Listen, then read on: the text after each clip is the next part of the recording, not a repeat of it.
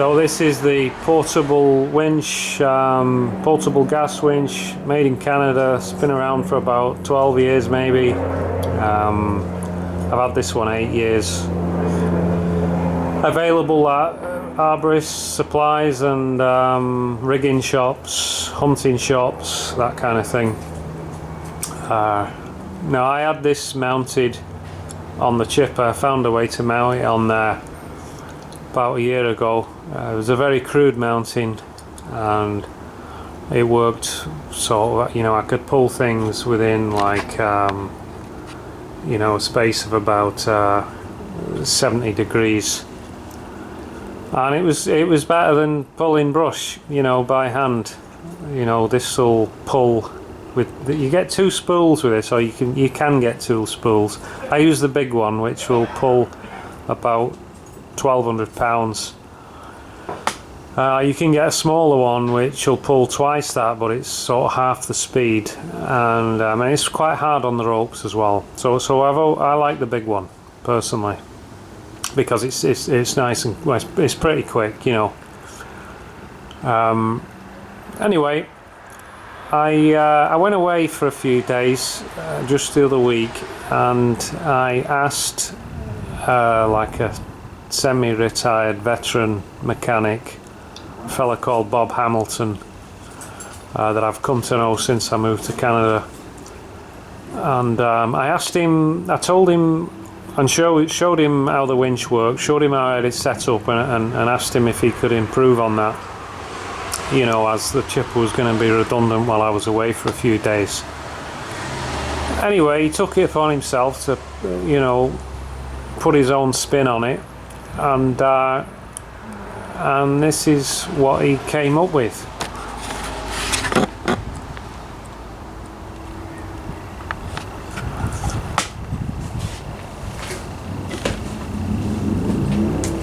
So I expected Bob to have it, turn that around. I expected Bob to have it,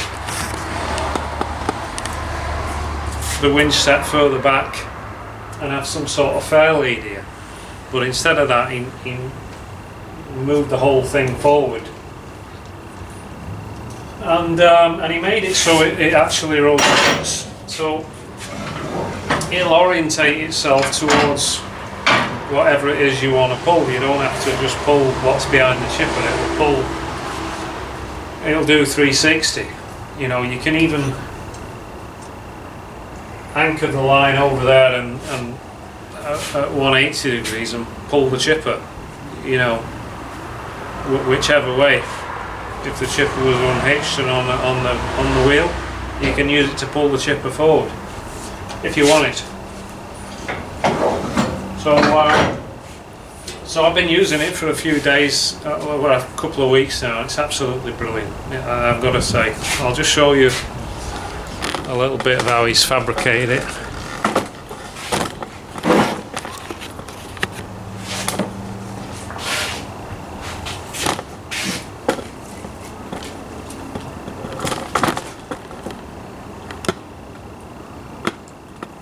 So everything's kind of joined together there for added strength. It's not pulling on just one part of the chipper. And these winches, they don't pull hard enough that they could ever do any damage to the machine. But obviously they pull 1,200 pound loads, which is quite a big pile of brush or a big log, and you always have the option of doubling it up as well. So so for my setup, this is fantastic, you know.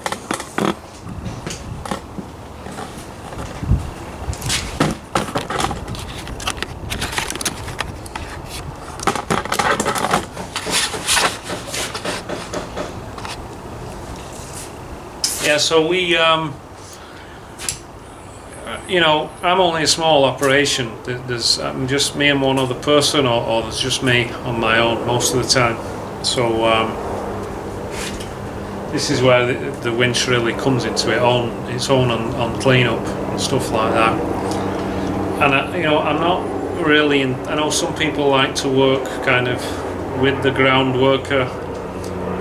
You know, the drop branches down, they stop while the ground worker pulls them out of the way, you know, trying to avoid having a big mess at the bottom of the tree, which is all good and well, but while you're working like that, you're sort of cancelling each other out as well. You know, you're waiting on him and then he's waiting on you, so you often is the case, you're only working half a day in a sense, you know, if you're doing that all day.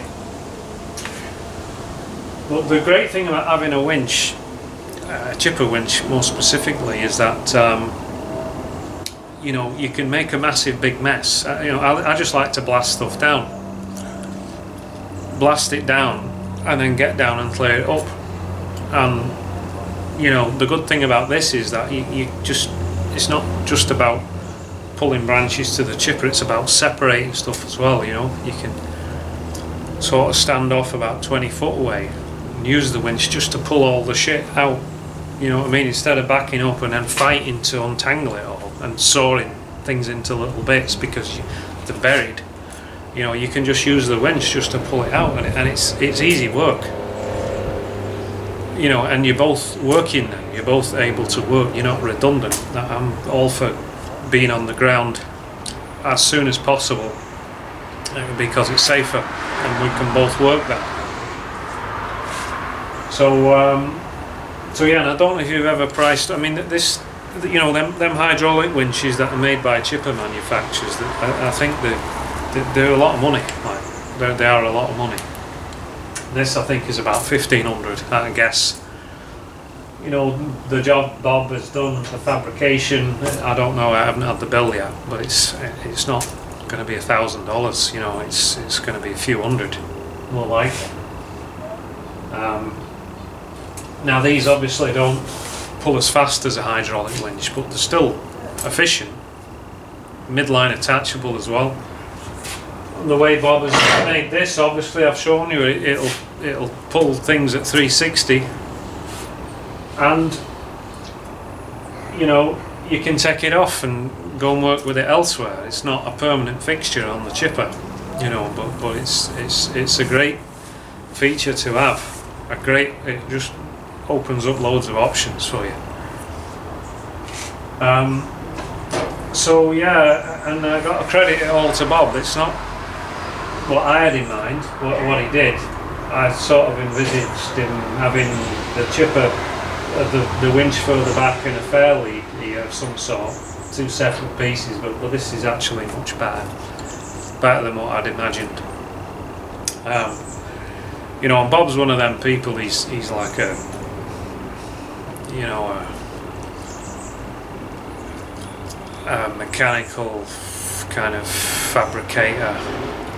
You know, he's worked on trucks all his life, hydraulics, auto electrics, and not only has he got decades of experience, he's obviously evidently got a great aptitude as well, as I've seen a lot of his other work. This is just a weekend project for him, you know what I mean? I've seen some of the other stuff that he's made. I mean, it reminds me a lot of my dad in a way.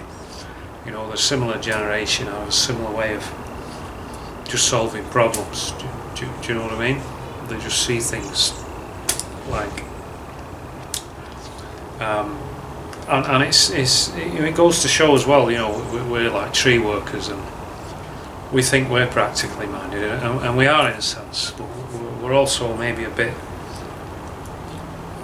You sort of become preconditioned to your industry and what you're doing, and how you go about doing things. You know.